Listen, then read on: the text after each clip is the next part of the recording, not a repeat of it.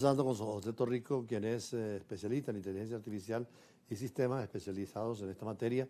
Le decía a José que estuvimos en la Universidad Metropolitana, su universidad, formando parte de un jurado de una licenciada, Mariana Petri, quien presentó una tesis sobre inteligencia artificial, pero en el campo jurídico, porque el nuevo derecho humanitario tiene que reformularse, dado que las guerras se pensaban con armas convencionales y hoy hay armas de destrucción masiva. Y es interesante el planteamiento, porque primero hay que hablar de la inteligencia artificial y conocerla para los abogados, como para ustedes también ahora lo jurídico y lo humanístico también es fundamental, ¿no? ¿Cómo combinar las dos saberes? Bueno, es muy importante combinarlos entendiendo de cuál es la aplicabilidad que le vamos a dar a la inteligencia artificial. Porque ahora tenemos la dimensión digital y en la dimensión digital también ocurren guerras. Eso significan ataques a otros países y a infraestructura de otros países que se pueden hacer mucho más eficientes con inteligencia artificial. Es lo que llaman ciberguerras en el ciberespacio. Exactamente. Entonces, no es solo la aplicación en armas de destrucción masiva, sino también en dañar a otros estados y robando información de otros estados. De hecho, algunos de los ataques iniciales en Irán habían sido digitales, ¿no? Sobre las centrales nucleares, no físicamente con armas, sino con los sistemas informáticos. Exactamente, se intentó desestabilizar las centrifugadoras que hacían posible el enriquecimiento del uranio en Irán. Ya que hablas de enriquecimiento de uranio, tú que eres ingeniero, es interesante saber que en nuestros países hay mucho uranio, ¿no? Sí. Tanto en Venezuela como en Bolivia como en Chile, y que es un uranio que en el futuro puede ser fundamental, sobre todo con el consumo de electricidad que la inteligencia artificial requiere, ¿no?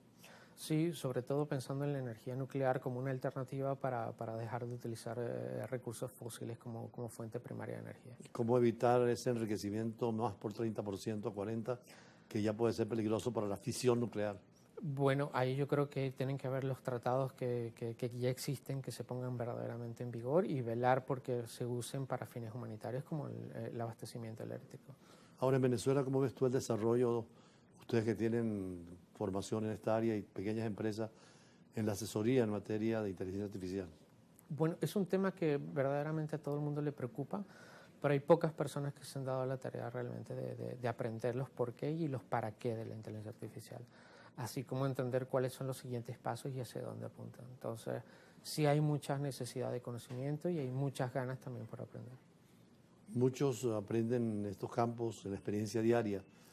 ¿Qué puede orientar la universidad para profundizar más en estos temas? Bueno, lo primero que habría que hacer es entrar a los seminarios, que muchos de ellos son gratuitos, donde se exponen todo este tipo de cosas. Tenemos eventos como el... ¿Qué requeriría una carrera vinculada o una especialización en ese campo de la inteligencia artificial? Bueno, requeriría un entendimiento profundo de lo que son las redes neuronales y los modelos estocásticos, que son dos estructuras primarias para hacer esto. Ir migrando paulatinamente a algo que se llama Machine Learning, es la capacidad de la inteligencia artificial de aprender sobre sus propios errores. ¿Okay? Y por último, bueno, cómo utilizar las que tenemos actualmente de manera eficiente y cómo nosotros como Estado comenzar a desarrollar la propia, ¿no? Optimización, me decías tú, que era uno de los principios de la inteligencia artificial. La cibernética está en esta línea, ¿no? Toda. Sí, lo que nosotros tratamos de hacer, y yo siempre le digo a las personas que tratan Internet en general, de dar mejores, más eficientes formas de comunicación. Y la inteligencia artificial realmente ayuda a eso. Por ejemplo, consideraciones sobre el trabajo no podría llevar a desempleo, quitando del mercado a tanta gente en actividades repetitivas que la inteligencia artificial suple fácilmente. De hecho, vamos a tener una ola migratoria hacia nuevas fuerzas laborales y, por supuesto, un cambio importante, yo creo que desde la revolución industrial. Eso exigiría entonces un replanteamiento del sistema educativo general. No solo del sistema educativo, sino de nosotros como personas, porque más allá de la inteligencia artificial, que pronto nos va a permitir obtener lo que queramos cuando queramos, es por qué razón nos levantaríamos de la cama. Vamos a tener una crisis de existencialismo importante, es decir, ¿por qué estamos acá? ¿Para qué estamos acá? Cuando tú preguntas el por qué y el para qué, se puede hablar entonces de la filosofía de la inteligencia artificial. Tiene que ver mucho con una filosofía y de entender el mundo desde ese lugar. Tal vez el mito de Platón, ¿te recuerdas de la caverna? Sí, sí, sí. Es Sí. posible aplicarlo con ese nuevo mundo donde los que están adentro creen que no existe y es una realidad. Y donde todo el mundo cree que simplemente son sombras pasando por detrás cuando el mundo está realmente avanzando en esa dirección. Pasa mucho con ustedes que entran más a ese campo de la incredulidad. Los que están adentro en la sombra todavía no creen en los avances y en las posibilidades que hay y se niegan muchas veces. Bueno, siempre hay una resistencia al cambio. Creo que eso ha sido constante en la historia de la humanidad. Siempre nos resistimos al cambio, sobre todo cuando transgrede cosas importantes. En tu caso, en Venezuela, ¿en qué área se desenvuelve? Bueno, nosotros tenemos una empresa que se llama DearSwipe y nos especializamos en crear experiencias digitales. ¿Hacia quiénes están dirigidos? Nosotros estamos dirigidos hacia la inteligencia de negocios. ¿Concretos? Bueno, desarrollamos software que permitan establecer capas de emocionalidad que permitan a las personas conectarse con el producto o la marca. Un ejemplo concreto, pero metafórico.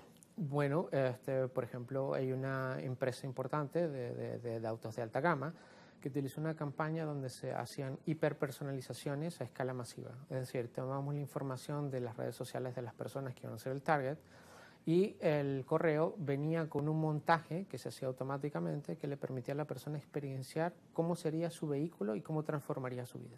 O sea, cuando uno va al mercado, a un automercado y da el teléfono y ya con la inteligencia artificial pueden ver qué productos son más demandados y cómo acercarse al cliente. No solo qué productos son más demandados, sino cuáles van a ser demandados al día siguiente, el mes próximo, el año próximo. ¿Okay? Todos tenemos que entrar en ese mundo entonces. Es importante que todo el mundo entienda que es parte de nuestra realidad y por lo tanto llegó para quedarse. Y ya una última pregunta, aunque tú no eres abogado, en el mundo de la justicia, más allá de la optimización de los sistemas, porque es cierto, jurisprudencia hay que buscar sentencias, se lo hace tan rápido la máquina, o opiniones de la doctrina se buscan fácilmente, pero para un juez dictar si algo es bueno o es malo, cuando la inteligencia artificial no tiene sentido ético, ¿hacia dónde vamos en eso y qué hacer? Bueno, yo creo que ahí hay que trabajar en conjunto con las personas que están creando la inteligencia artificial para tratar el tema desde la construcción y no ser reactivos cuando los problemas llegan. ¿No crees que ahora son empresas privadas y muchas veces intereses o estados con interés muy particular y desvían que debieran ser de neutralidad, de transparencia, de verdad? Siempre hay empresas y de hecho, como le digo, recordemos Cambridge Analytica cuando Meta dijo que utilizaba la información de nosotros de manera correcta cuando no fue así, la vendía y la utilizaban para optimizar sus ganancias. Es lo que se llaman los sesgos en la inteligencia artificial. Son los sesgos cognitivos y una de las cosas que utilizamos para construir inteligencia artificial son la utilización de sesgos. Bueno, por eso nos decía precisamente Edgar Morán que de la democracia participativa y representativa tenemos que pasar a una democracia cognitiva, de inteligencia, de estudio, ojalá que la democracia avanzara, porque hoy es la ciencia y la tecnología que nos maneja, nos orienta, y como decía José Torrico, hay que estudiar. ¿Tú sigues estudiando sobre esta materia? Es algo que nunca termina. Los que estamos en el mundo de la tecnología sabemos que lo que hoy es presente, mañana puede dejar de serlo. Por cierto, después desarrollaremos la invitación, pero creo que el sábado va a haber un encuentro con el único robot humanoide que hay en Venezuela para conversar con él. Lo entrevistamos primero en la televisión venezolana y en el futuro es interesante ver cómo esos robots ya están parte de la vida diaria, ¿no? Sí, y cómo van a tomar las primeras labores físicas del ser humano, que es hacia donde conduce su principal solución. Bueno, gracias. Nosotros vamos a un corte. José Torrijos, ingeniero en sistemas y especialista en la inteligencia artificial. Y seguimos con otros temas en la tarde de hoy, siempre en el campo internacional. Ya regresamos.